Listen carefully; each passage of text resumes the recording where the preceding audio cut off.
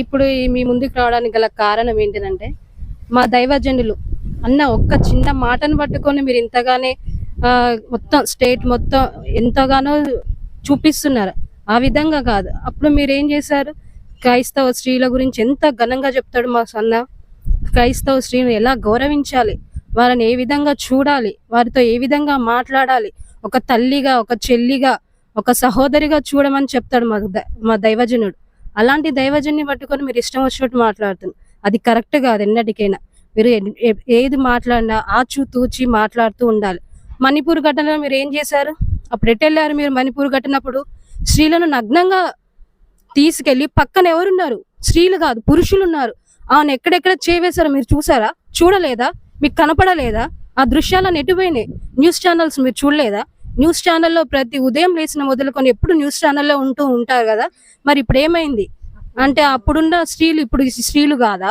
ఇప్పుడు స్త్రీల మనోభావాల గురించి, పాస్టర్ల భార్యల గురించి, విశ్వాసుల గురించి వాళ్ళు పూలు పెట్టుకొని వచ్చేది నైట్ పూట పెడుతురు సంఘం అంటే. నైట్ ఆరాధన ఏం జరుగుతుందో మీకు తెలియదని మాట్లాడుతున్నారు. ఏ విధంగా మాట్లాడుతున్నారు మీరు?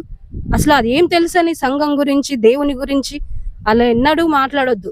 ఇతరుల గురించి వేలెత్తి చూపించినప్పుడు ఇంకా మిగతా 4 వేలు మన వైపు చూపిస్తే అంటారు పెద్దలు. అది కనబడట్లేదా నీకు?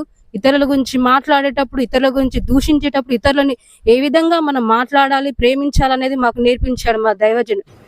మిస్టర్ పాస్టర్ సాలెం రాజా ఏం రాజు? సాలెం రాజు, ఆ పాస్టర్కి చెప్పు, మద్యానికి అలవాటు పడినటువంటి మీరు, మీ యొక్క కూటమి ఆ సమావేశాలు ఏవైతే ఉన్నాయో అవి మద్యం వాసనకు అలవాటు పడినటువంటి ప్రదేశాలు. ఇంకా ఏంటి సంఘంలో మద్యం వాసన, మాంసపు వాసన అంటే నువ్వు వచ్చావా? ఎలా ఉంటుంది సన్నిధిలో అంటే ప్రేమ, సహోదర ప్రేమ కలిగి జీవిస్తాం మేము. ఒకరంటే ఒకరం కలిగి ఎక్కడో ఉన్న వాళ్ళందరం మమ్మల్ని ఏకంగా చేసిండు దేవుడు. అందరినీ ఒక దగ్గర నుంచి వచ్చాం. మేమందరం అన్యులమే, పుట్టు క్రైస్తవులం కాదు.